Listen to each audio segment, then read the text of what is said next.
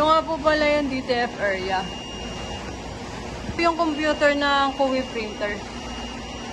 Ito naman po yung drive niya. Okay pa naman po. Hindi pa naman puno. Ito po yung Kowi printer. Hindi naman po kami loaded. Light load lang po kami. Wala naman po kami masyadong pending. Ito po yung mga supplies po namin. Itong QAP white ink, ginagamit po siya sa Kowi na printer. Ang capacity nito siguro mga 2 weeks pa po. Itong brilliant white ink, sa crayon naman po siya ginagamit. Ang capacity naman po siguro nito mga 3 weeks po. Itong powder, ang capacity naman po nito siguro mga 2 weeks pa po. Ito po yung cleaning solution. Sa ngayon po madami pa po ako, siguro mga 1 buwan pa po yung capacity na. Ito po yung crayon ink na CMYK. Goods pa naman, kompleto pa naman yung stock ko. Siguro capacity na ito mga 3 weeks po. Po yun sa Kowi CMYK ink.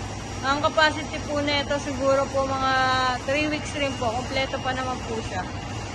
Yung table ko, maayos naman po siya. Ito po yung computer sa crayon. Ito naman po yung drive niya. Okay pa naman po yung mga drive niya, hindi pa naman puno. Crayon printer. Sa ngayon po may piniprint po ako 19 meters po. Ito po yung temperature dito sa DTF area. Ito po yung mga stock ko ng powder. Yung iba ko pong stock na powder nandito po. Yung corkboard ko. Dalawang oven naman po, gumagana naman po. At nalinis naman po namin yung exhaust. Ito po namin nililinis yung exhaust. Kailangan po namin ng tools para magbuksan po yung pipe.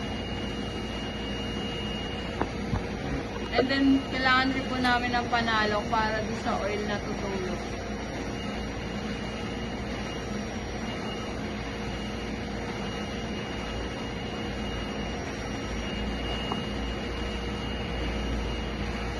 Pagkatapos po, punasan po yung loob ng pipe.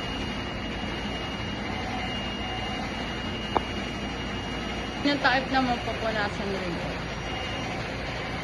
Kung mapunasan yung takip, balik na po natin at sarado yung pipe.